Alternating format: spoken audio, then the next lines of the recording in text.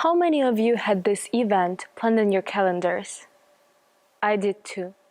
Planning is one of the habits of happy people and the key to the successful future, right?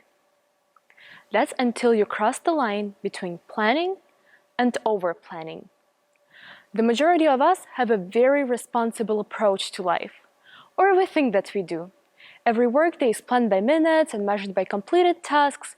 Every weekend with the family and every meeting with the colleagues is scheduled weeks ahead.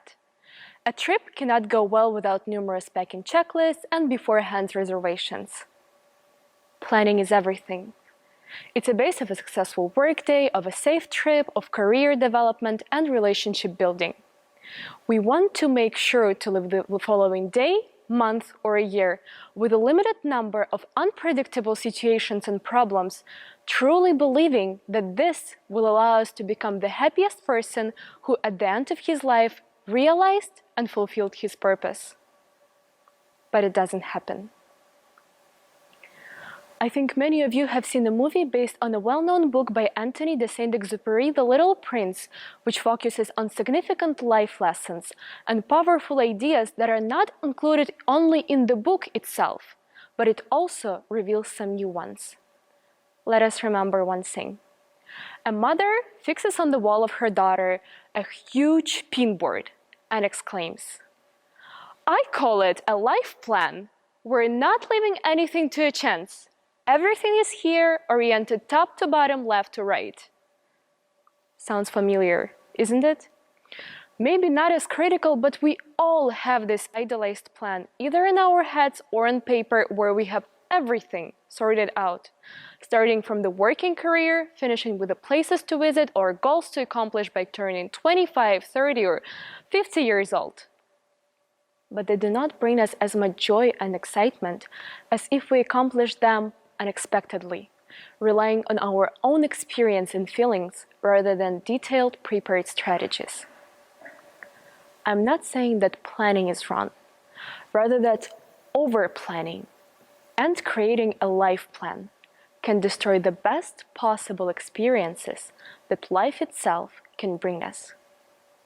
Today, I want you to imagine your life being a road and you being travelers or explorers who takes this road.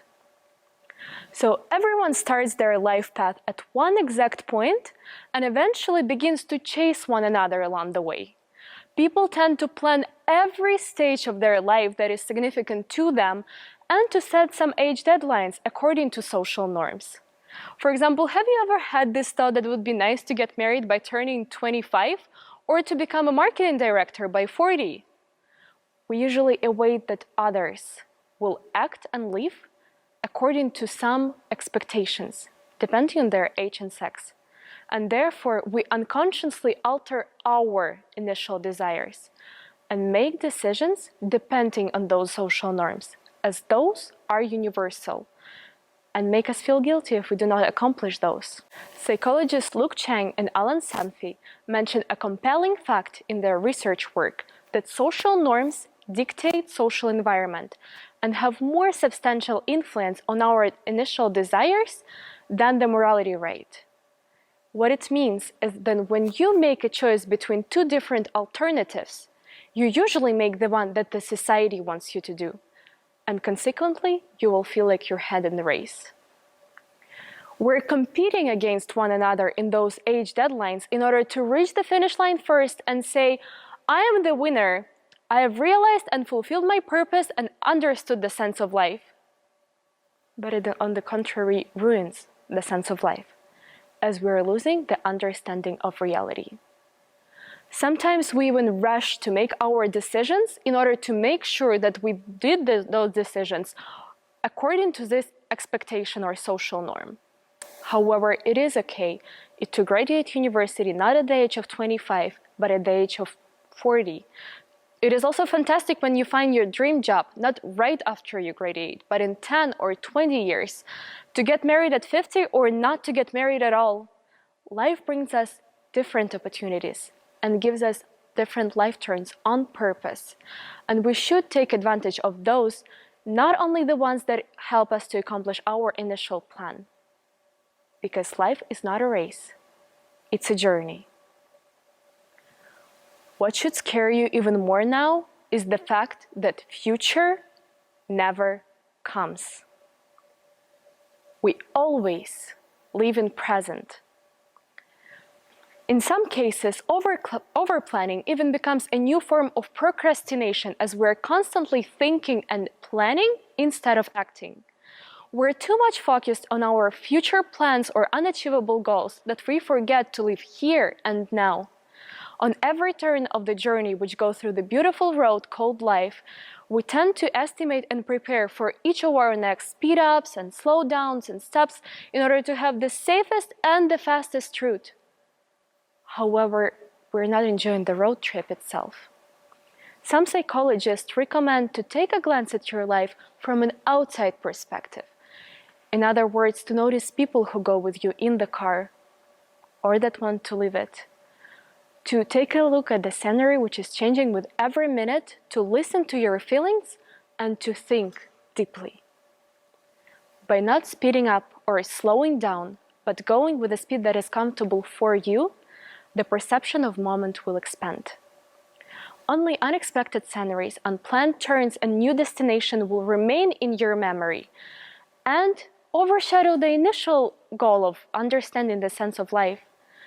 The point is not to reach the finish where you think the unknown will be revealed, but to live through every moment and not to make it a planned journey. Your willingness to adapt some changes due to some unexpected interruptions is the first step to experience less stress. Elizabeth Graith, an expert on effective time management, states that the idea of planning is to create the set of goals and objectives, as well as to understand the direction of moving along the road to achieve those goals. However, when you cross the line between planning and over-planning, those goals turn into step-by-step instructions. In reality, none of them works, because we don't know which challenges may wait for us at the end of the way. Therefore, instead of adjusting the direction of moving along the road, people tend to experience massive stress, as we need to rewrite each step in this instruction. We cannot be prepared and control the unexpected circumstances, but we can control our attitudes towards them. I'm wondering how many of you had at least one of your plans during this past year ruined due to pandemic, because I can relate. I was planning to finish my Erasmus exchange period by the end of June, and by that time to visit at least 5 different countries and make new connections with people. On March 15th, I was already sitting on self-isolation in Ukraine, thinking why my life is so unfair. However, only now I realize how lucky I was to spend half of the year near my close family and friends, adjusting to this new lifestyle together and traveling around my home country. Therefore, I reached the initial goal of seeing new places, meeting new people, and trying a new system of studies, but in a slightly different way. We cannot be prepared for any situation that may arise along the way because we don't know what next day will bring us. But we should be prepared to face new challenges and take spontaneous decisions in order to reach this final goal by taking an alternative road. The point is to live through every negative and positive unplanned life experience, which opens new perspective on the world and develops our personalities. It consequently develops practical intelligence, which is the knowledge that we cannot get from the books or by learning, rather than by experiencing real-life situations.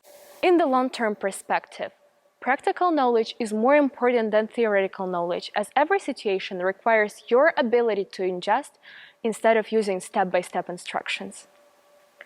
If you watched The Little Prince till the end, you probably remember that the life plan was destroyed by a toy plane, which symbolizes denial of mechanical and monotonous way of living and the necessity of planning every minute of your life.